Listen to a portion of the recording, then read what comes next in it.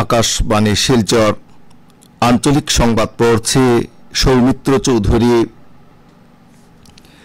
সরকার উত্তর পূর্বাঞ্চলে শান্তি বজায় রাখার জন্য বিশেষ গুরুত্ব আরোপ করছে এবং গত 10 বছরে উত্তর পূর্বাঞ্চলের বিভিন্ন সমস্যার সমাধান করা হয়েছে। রাষ্ট্রপতি দ্রৌপদী মুর্মু গতকাল সংসদের উভয় সভার যৌথ অধিবেশনে ভাষণ দিয়ে একথা বলেন। রাষ্ট্রপতি বলেন যে জনসাধারণ অনুধাবন করতে পারছেন যে সরকার তাদের আশা আকাঙ্ক্ষা পূরণ করতে সক্ষম। শ্রীমতী মুর্মু আরও বলেন যে জনসাধারণ যাতে বিভিন্ন প্রকল্পের সুফল লাভ করতে পারেন সে বিষয়টি সুনিশ্চিত করতে সরকার কাজ করে যাচ্ছে। রাজ্যে দ্বিচক্রযান চালকদের কেবলমাত্র হেলমেট না পরলেই জরিমানা করা হবে। এখন থেকে ট্রাফিক পুলিশ দ্বিচক্রযানের চালককে অন্যান্য নথিপত্রের বিষয়ে জরিমানা করতে পারবে না। এদিকে অটো রিকশা সহ 3 চাকার বাহনের চালককে বাহন চালানো বা পার্কিংয়ের ক্ষেত্রে আইন অমান্য করলে 4 বার পর্যন্ত রেহাই দেওয়া হবে, তবে 5বার করা ভুলের জন্য জরিমানা ধার্য করা হবে। এক্ষেত্রে পরিবহন বিভাগকে 15 দিনের মধ্যে নীতি নির্দেশনা জারি করতে বলা হয়েছে।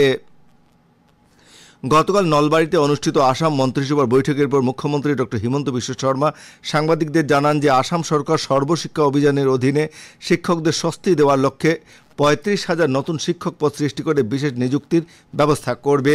এই পদগুলির জন্য কেবলমাত্র সর্বশিক্ষা অভিযানের আওতাধীন শিক্ষকরাই আবেদন করতে পারবেন।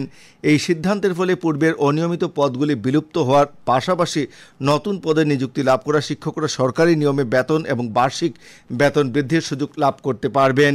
সুপ্রিম কোর্টের উমাদেবী মামলার পরিপ্রেক্ষিতে আসাম মন্ত্রিসভার চাকুরি নিয়মিত করার ক্ষমতা না থাকায় রাজ্য সরকার মন্ত্রিসভার বৈঠকে এই সিদ্ধান্ত গ্রহণ করেছে বলে মুখ্যমন্ত্রী জানান। এছাড়া মন্ত্রিসভার বৈঠকে নলবাড়ী জেলার 4টি ধর্মীয় প্রতিষ্ঠান বিলেশ্বর দেবালয়, বালিলেসা মন্দির, বাঘেশ্বরী মন্দির এবং হরি মন্দিরকে পর্যটন কেন্দ্র হিসেবে গড়ে তোলার জন্য 3 কোটি টাকা করে প্রদান করার বিষয়ে মন্ত্রিসভায় সিদ্ধান্ত গ্রহণ করা হয়। আসাম সরকার মাতৃভাষা মাধ্যমের বিদ্যালয়গুলির সার্বিক পরিবেশ উন্নত করার জন্য 500টি বিদ্যালয়ের পরিকাঠামো নতুন করে নির্মাণ করার পদক্ষেপ গ্রহণ করেছে। এই 500টি বিদ্যালয়ের পরিকাঠামো নতুন করে গড়ে তোলার জন্য রাজ্য সরকার 4,000 কোটি টাকা ব্যয় করবে। এই পদক্ষেপের অংশ হিসেবে মুখ্যমন্ত্রী ডক্টর হিমন্ত বিশ্ব শর্মা গতকাল চাংসারিতে 2টি বিদ্যালয়ের নির্মাণ কাজের অগ্রগতি খতিয়ে দেখেন।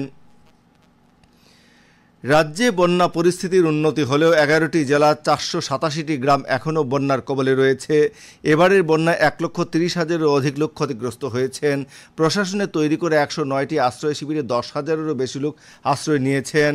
এদিকে বন্যার জন্য করিমগঞ্জ জেলার বহু লোক এখনও গৃহবন্দী হয়ে রয়েছেন। করিমগঞ্জের জেলা আয়ুক্ত এক বিজ্ঞপ্তিতে জানিয়েছেন যে জেলার যেসব স্কুলে ত্রাণ শিবির রয়েছে এবং যেসব শিক্ষা প্রতিষ্ঠান বন্যা প্লাবিত রয়েছে তা আগামীকাল পর্যন্ত বন্ধ থাকবে। বিজ্ঞপ্তিতে আরও জানানো হয়েছে যে জেলার 93টি স্কুলে ত্রাণ শিবির রয়েছে এবং 270টি স্কুল বন্যার জলে প্লাবিত রয়েছে। তবে জেলার বাকি সরকারি ও বেসরকারি শিক্ষা প্রতিষ্ঠানে যথারীতি পাঠদান চলবে বলে বিজ্ঞপ্তিতে জানানো হয়েছে।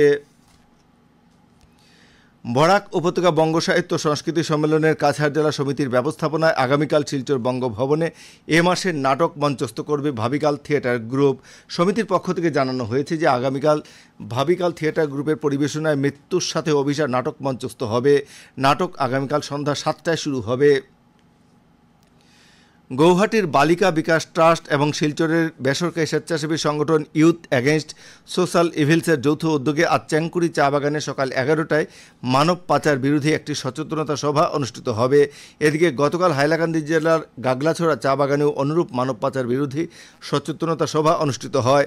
সভায় সিদ্ধার্থ ভট্টাচার্য, শর্মিলা চক্রবর্তী, সঞ্জীব রায় প্রমুখ মানব পাচারের জন্য দায়ী প্রধান সমস্যাগুলি নিয়ে আলোচনা করেন।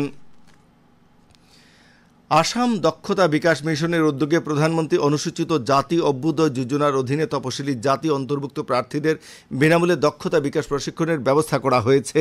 করিমগঞ্জের দক্ষতা নিয়োগ ও শিল্পোদ্যোগ বিভাগের ভারপ্রাপ্ত জেলা নিয়োগ আধিকারিক জানিয়েছেন যে retail services, hospitality, housekeeping, food and beverage services এবং বিউটি ও ওয়েলনেসের বিষয়ে প্রশিক্ষণ দেওয়া হবে।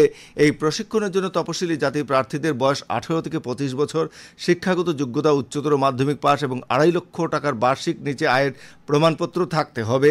এই যোজনার বিষয়ে বিস্তারিত জানার জন্য এবং প্রার্থীরা নিজের নাম অন্তর্ভুক্তির জন্য আজ বেলা 3টায় করিমগঞ্জ শহরের সরস্বতী বিদ্যানিকেতনে এক পথ প্রদর্শন অভিযানের আয়োজন করা হয়েছে।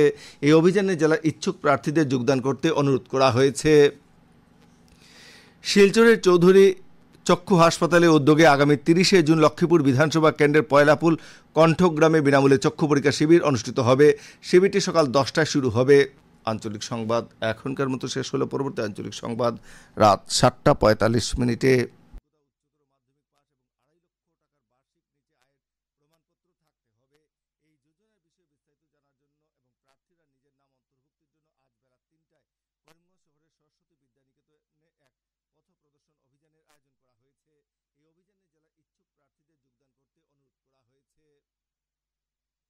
শিলচরের চৌধুরী চক্ষু হাসপাতালের উদ্যোগে আগামী 30শে জুন লক্ষ্মীপুর বিধানসভা কেন্দ্রের পয়লাপুল কণ্ঠগ্রামে বিনামূল্যে চক্ষু পরীক্ষা শিবির অনুষ্ঠিত হবে।